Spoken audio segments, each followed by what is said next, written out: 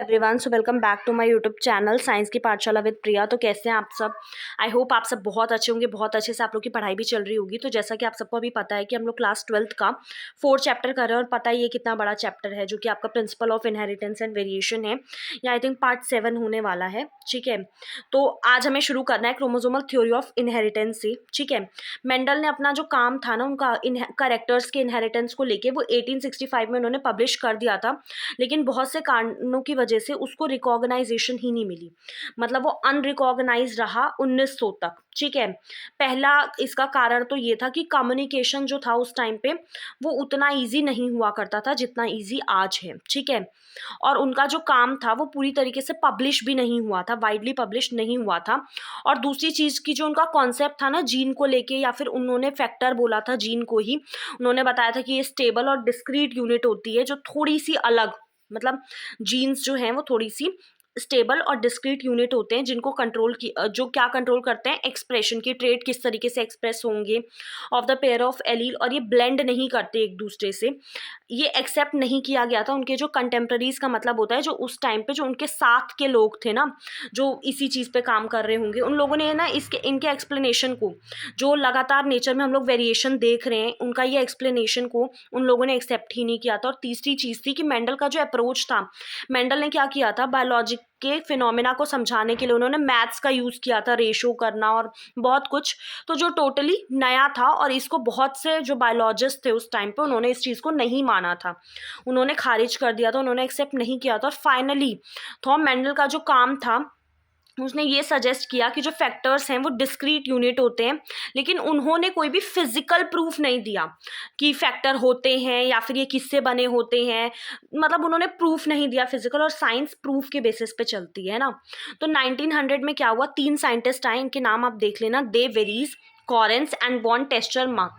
इन्होंने क्या किया, इन्होंने इंडिपेंडेंटली जो मेंडल का रिजल्ट था ना कैरेक्टर के इनहेरिटेंस को लेके, इन्होंने अलग अलग इंडिपेंडेंटली उसको पढ़ा, उसको रिडिस्कवर करा। और ऑल्सो उस टाइम तक क्या हुआ था कि जो माइक्रोस्कोपी है, माइक्रोस्कोप वगैरह है, उनमें बहुत एडवांसमेंट हो गई थी, और साइंटिस्ट जो हैं वो केयरफुली ऑब्जर्व कर सकते थे कि सेल कैसे डिवाइड हो रहा है, क्या हो रहा है, वो सब वो देख सकते थे प्रॉपरली। इससे क्या हुआ, एक स्ट्रक्चर की डिस्कवरी होती है जो कि आपका न्यूक्लियस में है, जो कि क्या कर रहा था, डबल हो रहा था और डिवाइड हो रहा था जस्ट सेल डिवीजन से पहले। और उसी को इन लोगों ने क्रोमोसोम बोला था। क्रोमोसोम का मतलब होता है कलर्ड बॉडी, जब आप इसको स्टेन करेंगे तो ये आपको दिखेगा। 1902 तक जो क्रोमोसोम का मूवमेंट था मियोसिस के दौरान, उस पर काम कर लिया गया था। जो Walter Sutton and Theodore Boveri जो हैं, इन्होंने क्या नोट किया कि जो क्रोमोसोम का बिहेवियर है वो बिल्कुल पैरेलल है to the behaviour of gene, और उन्होंने क्रोमोसोम के मूवमेंट का यूज करके मेंडल के लॉ को समझाने की कोशिश की थी। ठीक है, रिकॉल दैट, आपने पढ़ा है कि जो बिहेवियर है क्रोमोसोम का वो माइटोसिस के दौरान कैसा होता है। 11th में वैसे चैप्टर है सेल डिवीजन करके कुछ, तो हम इसको पढ़ेंगे। हमने अभी नहीं, मैंने नहीं पढ़ा है, मतलब आपने पढ़ा होगा वैसे माइटोसिस के दौरान कैसे क्रोमोसोम का बिहेवियर होता है। माइटोसिस को हम लोग इक्वेशनल डिवीजन भी बोलते हैं, मियोसिस को रिडक्शनल। ठीक है, ये चीज़ आपको पता होगी। और जो इंपॉर्टेंट चीज़ यहाँ पे याद रखने वाली है वो ये है कि दोनों ही पेयर में होते हैं, चाहे आप क्रोमोसोम्स की बात कर ले, चाहे आप जीन्स की बात कर ले, दोनों ही पेयर में होते हैं। और जो 2 एलील्स होते हैं जीन पेयर के, वो हमेशा कहाँ लोकेटेड होंगे, होमोलोगस साइट पे, होमोलोगस क्रोमोसोम की होमोलोगस साइट पे। ठीक है, अब एक बार इसको समझने की कोशिश करते हैं, इसमें क्या दिया हुआ है। पहले तो आप ये पढ़िए कि meiosis and germ cell formation in cell with 4 chromosome, मतलब ऐसा सेल जिसमें 4 क्रोमोसोम है, और उसमें हम क्या देखेंगे कि मियोसिस और सेल, जर्म सेल की फॉर्मेशन कैसे हो रही है। कैन यू सी कैसे क्रोमोसोम सेग्रीगेट कर रहे हैं, अलग हो रहे हैं जब जर्म सेल बनते हैं।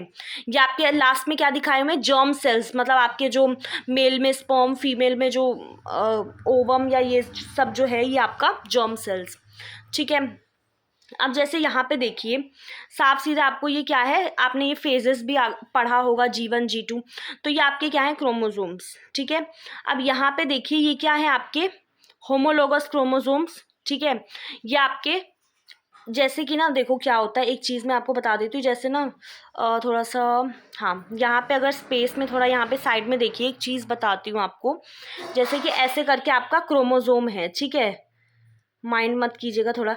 ये जो होंगे इनको क्या बोलेंगे, सिस्टर क्रोमेटिड्स बोलेंगे। और ऐसे ही जब दूसरा सेम उसमें आ जाएगा तब इनको क्या बोलेंगे, होमोलोगस क्रोमोसोम। ठीक है, अब इसमें देखिए जैसे मियोसिस वन में क्या हो रहा है, मियोसिस वन में क्या हो रहा है, एनाफेज में देखिए, एनाफेज में क्या होता है। अब एनाफेज में ये देखिए, ये आपस में कनेक्ट हो रहा है, यहाँ पे खींचेगा, है ना, तो दोनों चीजें अलग होंगी जो। अब जैसे ये बाइवेलेंट कहला रहे हैं, ये दोनों आपके बाइवेलेंट है। जब मियोसिस टू के एनाफेज में क्या हुआ है, ये आपके बिल्कुल दोनों अलग अलग सेल में आ गए हैं। ठीक है, और उसके बाद फिर आपका ये भी अलग होके जर्म सेल्स बनेंगे लास्ट में।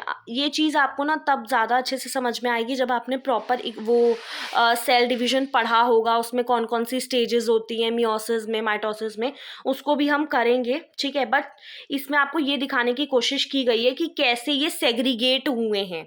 ठीक है, कैसे जर्म सेल्स बना है। ठीक है, अब इसके बाद में अगर देखें तो हाँ, ये थोड़ा सा कंफ्यूजिंग वाला है, इसमें सबको लगभग को कंफ्यूजन रहती है। मैंने कोशिश भी की कहाँ से पता चले। देखो, इसमें आपको कंपैरिजन दिया हुआ है बिहेवियर ऑफ क्रोमोसोम और जीन्स का। मतलब इन्होंने खुद ही बोल दिया कि ये क्रोमोसोम का है और ये जीन्स का है, इनके कहने के मुताबिक, है ना, कि कंपैरिजन आपको दिया गया है, क्रोमोसोम है और एक जीन है। ठीक है, अब इसमें देखो पहला पॉइंट दोनों में सेम है कि क्रोमोसोम भी और जीन्स भी दोनों ही पेयर्स में होते हैं और ये सही भी है। और सेकंड पॉइंट भी बिल्कुल सेम है कि segregate at the time of जब गैमीट बनते हैं तब ये अलग होते हैं। मतलब चाहे जीन्स हो चाहे क्रोमोसोम हो, दोनों आपका कैसे हैं, पेयर में होते हैं। और सबसे बड़ी बात है कि जो क्रोमोसोम है वो क्या होता है आपका, जैसे जीन जो है ये तो आपका डीएनए का एक पार्ट है, और वहीं पे डीएनए प्लस हिस्टोन प्रोटीन मिल के प्रॉपर कंडेंस वगैरह होकर आपका क्रोमोसोम बनता है। ठीक है, तो ये गैमीट फॉर्मेशन के दौरान जब गैमीट बनने वाले होते हैं तब ये अलग होते हैं, और इस तरीके से होते हैं कि सिर्फ एक pair he, one of each pair, her pair में से एक ही आपका ट्रांसमिट हो पाए गैमिट में। और इन्होंने भी सेम चीज लिखी है कि गैमिट फॉर्मेशन के टाइम पे सेग्रीगेट होते हैं and only one of each pair, her pair में से सिर्फ एक ही आपका गैमिट में जाता है। बिल्कुल सेम पॉइंट है दोनों के लिए। ठीक है, तो इसका मतलब ये जीन क्रोमोसोम दोनों के लिए दोनों पॉइंट बिल्कुल सही हैं।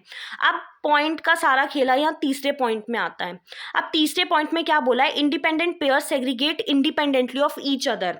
मतलब ये दोनों के लिए सही है, ये जीन के लिए भी सही है, ये क्रोमोसोम के लिए भी सही है कि दोनों पेयर जो हैं इंडिपेंडेंट, जो पेयर्स हैं, पेयर से इंडिपेंडेंट होने का क्या मतलब है कि जैसे पेयर, जैसे ये मैंने लिख दिया कुछ भी, ये दोनों क्या कहलाएंगे, पेयर कहलाएंगे, है ना। तो ये आपस में इंडिपेंडेंट है, इसका मतलब ये एक दूसरे पर ही डिपेंड नहीं कर रहे हैं, और ये एक दूसरे पे बिना डिपेंड किए हुए सेग्रीगेट हो जाते हैं इंडिपेंडेंटली। ठीक है, और यही सेम केस आपका जीन क्रोमोसोम दोनों में होता है।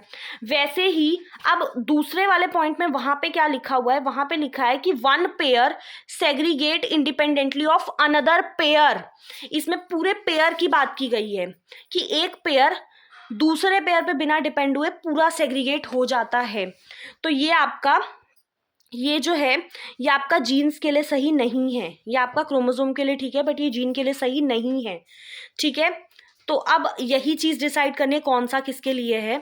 तो सबसे पहली चीज़, ये जो है ये सारे पॉइंट्स, ये जीन और क्रोमोसोम दोनों के लिए बिल्कुल परफेक्ट हैं, क्योंकि दो तो सेम ही थे। और लास्ट वाला पॉइंट जो है ये क्रोमोसोम के लिए ठीक है बट जीन के लिए ठीक नहीं है। ठीक है, अब देखो इसमें ना थोड़ा सा सेल डिवीजन का ज़्यादा पार्ट है, अगर आपने वो नहीं पढ़ा है तो मेरे लिए भी समझाना मुश्किल होगा, क्योंकि वो अब प्रॉपर एनाफेस पूरा समझाना इसमें मुश्किल होगा थोड़ा सा। तो हम वो उसमें करेंगे तब आप वो क्लास 11th जब शुरू करेंगे, मतलब शुरू तो कर दिया है, तो उस टाइम पे हम अच्छे से देखेंगे। देखो आपको पता है कि मियोसिस में दो होते हैं, जो मियोसिस 2 होता है वो बिल्कुल माइटोसिस के जैसा होता है। तो जो एनाफेज है मियोसिस 1 का, उसमें जो दो क्रोमोसोम हैं वो अपने आप को क्या करते हैं, मेटाफेज वाली प्लेट पे एकदम अलाइन कर लेते हैं। आप 4.9 वाली फिगर, हाँ इसमें अभी हम नीचे देखेंगे। ठीक है, और इसको समझने के लिए आपको ना 4 अलग अलग कलर के क्रोमोसोम दिए गए हैं लेफ्ट और राइट में। अभी समझेंगे। लेफ्ट में पॉसिबिलिटी है कि ऑरेंज और ग्रीन एक साथ सेग्रीगेट हो जाए, राइट वाले में पॉसिबिलिटी है कि ऑरेंज क्रोमोसोम जो है वो रेड के साथ सेग्रीगेट हो जाए। अब देखो यहाँ पे दो पॉसिबिलिटीज दी गई हैं कि क्या है कि ये भी हो सकता है, ये भी हो सकता है, ठीक है। इसमें आपको क्या दिया गया, एक लॉन्ग ऑरेंज, ठीक है, और एक ग्रीन क्रोमोसोम छोटा वाला, और यहाँ पे येलो और आपका शॉर्ट रेड, ठीक है, ये दिए गए हैं आपको। और वहीं पे दूसरी तरफ आपको एक लॉन्ग ऑरेंज, एक शॉर्ट रेड और ये दिया गया है, ठीक है। अब देखिए यहाँ पे दोनों में आपका मियोसिस 1 हो रहा है, एनाफेज, ठीक है। अब इसमें क्या हो रहा है, इसमें आप देखेंगे नॉर्मली मेटाफेज वाली प्लेट पे अपने आप को अलाइन करके फिर ये आपस में जो ये पेयर थे ये अलग हुए हैं। अब आपका मियोसिस 2 एनाफेज वाला, फिर उसके बाद ये दोनों तरफ से घिंचाव पड़ेगा, ये पूरे पूरे अलग होके जर्म सेल में आ जाएंगे। अब इसमें आपको क्या दिखाने की कोशिश की गई है, इसमें दिखाने की कोशिश की गई है दोनों जगह सेम चीज़ें, लेकिन इन्होंने क्या दिखाने की कोशिश की गई है कि इसमें ऑरेंज के साथ आपका ग्रीन वाला है और येलो के साथ आपका रेड है। लेकिन अगर यहाँ पे देखेंगे तो उसी ऑरेंज के साथ रेड वाला आ गया है, येलो के साथ ग्रीन वाला आ गया है। तो ये इंडिपेंडेंट असॉर्टमेंट दिखाने की कोशिश कर रहे हैं कि ऐसा नहीं है कि कोई भी कहीं भी जा सकता है या कहीं भी इनका जो क्रोमोसोम्स हैं वो इंडिपेंडेंट होते हैं, वो एक दूसरे पे डिपेंड नहीं करे। ये वाला जो पेयर है ये इस वाले के साथ जा सकता है, ये वाला जो है ये इस वाले के साथ भी कंबाइन हो सकता है, ऐसा कोई इन पे एक तरीके से रिस्ट्रिक्शन नहीं है, ये इंडिपेंडेंट है। यही चीज़ आपको दिखाने की कोशिश की गई है इसमें पूरा, ठीक है। आई होप ये चीज़ आपको समझ में आ गई होगी। अब यहाँ पे थोड़ा देखते हैं, देखो अब जो सटन और बोवरी हैं इन्होंने आर्ग्यू किया है, मतलब एक तरीके से आर्ग्यू कर रहे हैं कि जो पेयरिंग और जो सेपरेशन है पेयर ऑफ क्रोमोसोम का, इससे क्या होगा, segregation of pair of factor. मतलब अगर क्रोमोसोम के जो पेयर हैं वो सेपरेट होते हैं तो इससे कहीं ना कहीं जो फैक्टर या जो जीन वो कैरी कर रहे हैं वो भी तो सेपरेट होंगे, वो भी तो सेग्रीगेट होंगे ना। तो सटन ने क्या किया, यूनाइटेड द नॉलेज, जितनी भी क्रोमोसोमल सेग्रीगेशन की जो नॉलेज थी उसको मेंडेलियन प्रिंसिपल के साथ कंबाइन करके या यूनाइट करके उन्होंने उसको नाम दिया है क्रोमोसोमल थ्योरी ऑफ इनहेरिटेंस, ठीक है।